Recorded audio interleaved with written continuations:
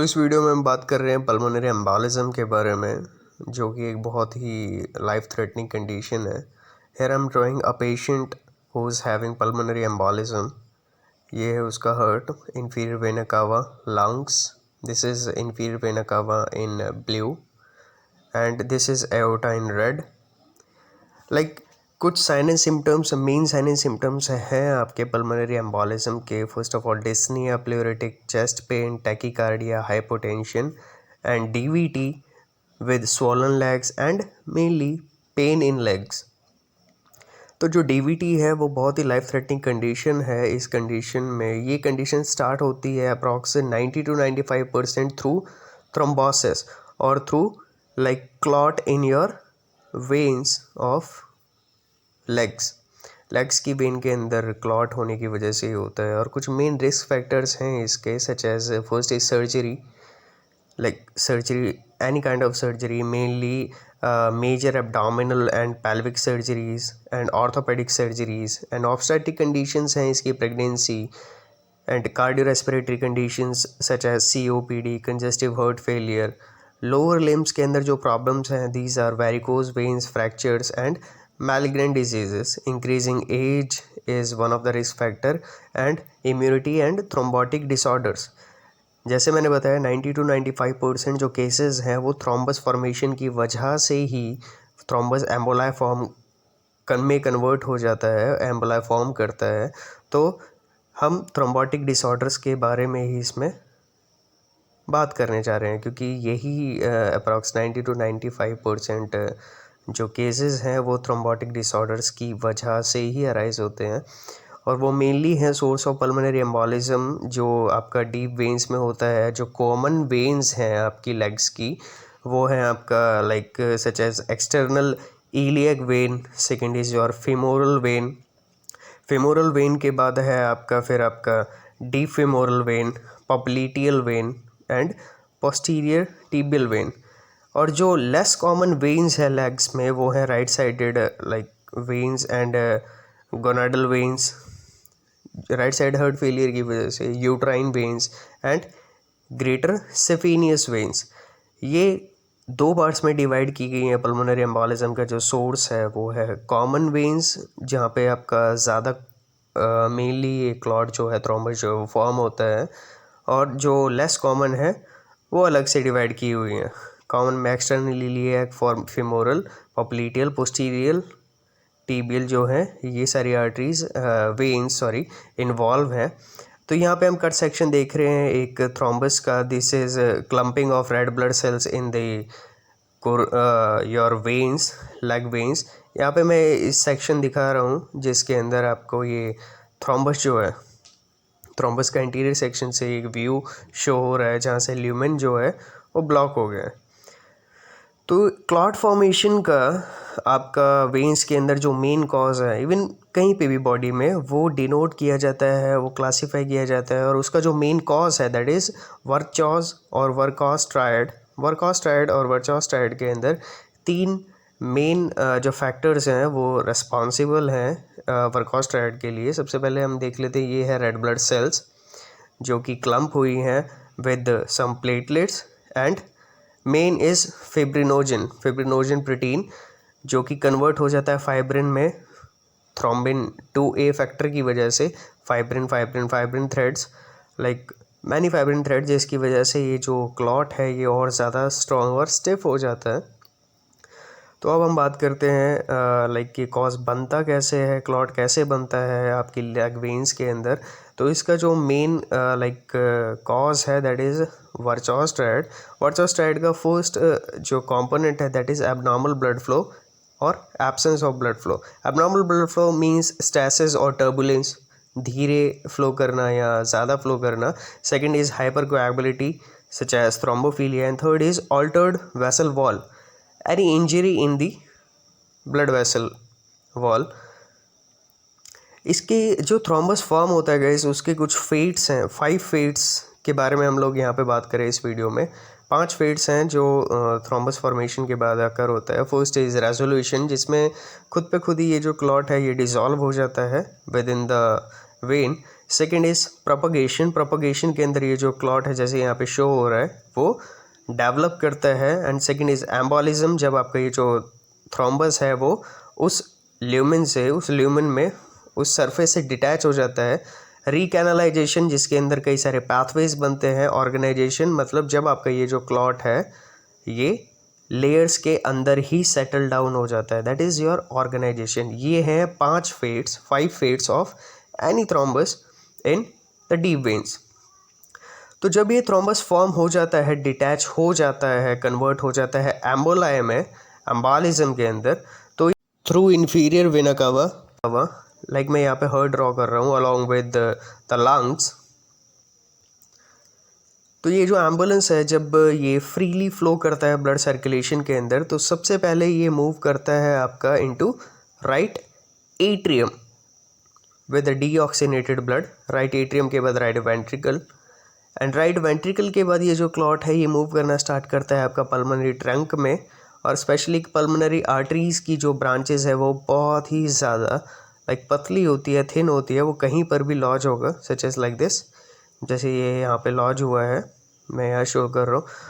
अब इसकी बात करते हैं पैथोफिजियोलॉजी की, कि पैथोफिजियोलॉजी के अंदर ये कैसे एक्ट करता है। पैथोफिजियोलॉजी है इसकी such as pulmonary embolism, and due to pulmonary embolism right side का जो प्रेशर है राइट चैम्बर ऑफ हार्ट वो बढ़ जाता है। Pulmonary embolism leads to increased pulmonary vascular pressure. Pulmonary veins के अंदर जो है वो प्रेशर ज़्यादा इंक्रीज़ हो जाता है। राइट साइड का जो pressure, right chamber, right ventricle के अंदर भी प्रेशर जो है वो ज़्यादा इंक्रीज़ हो जाता है, जिसकी वजह से राइट साइड का जो डायलेशन वेंट्रिकल है वो डायलेट हो जाता है, and that may lead to right sided heart failure also, such as इसके साथ साथ स्ट्रोक वॉल्यूम भी रिड्यूस होती है, कार्डियक आउटपुट डिक्रीज़ होता है, और ब्लड प्रेशर भी डिक्रीज़ हो जाता है।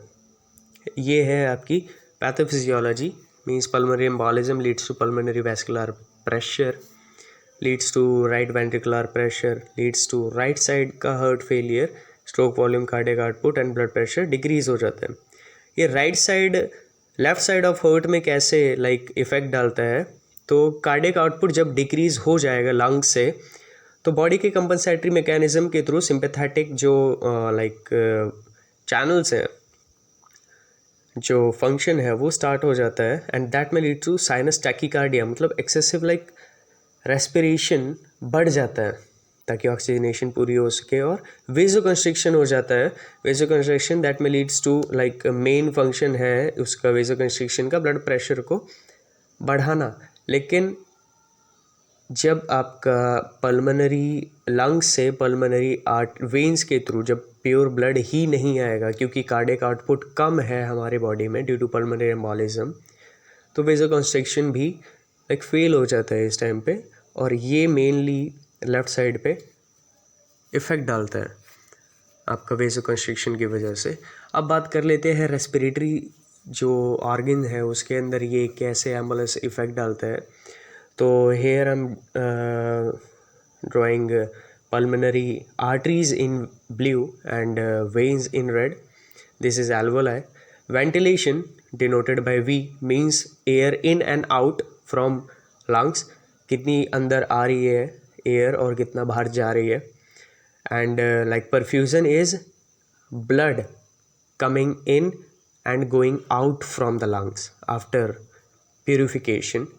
तो अब यहाँ पे पल्मोनरी आर्टरी वेन के अंदर जब आपका एम्बुलेंस फॉर्म हो जाता है तो उसकी वजह से वी क्यू मिसमैच, मतलब वेंटिलेशन परफ्यूजन मिसमैच भी स्टार्ट हो जाता है। उसके साथ साथ एबनॉर्मल गैस एक्सचेंजेस, कई सारा फिनोमेना भी स्टार्ट होता है आपका।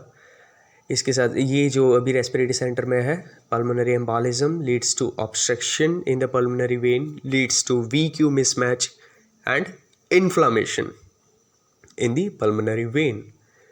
एंड पल्मोनरी वेन के अंदर जब इन्फ्लामेशन स्टार्ट हो जाती है तो पल्मोनरी वेन की इन्फ्लामेशन के साथ साथ आपके जो ब्रोंक्यूल्स है वहाँ पर भी इन्फ्लामेशन स्टार्ट हो जाती है।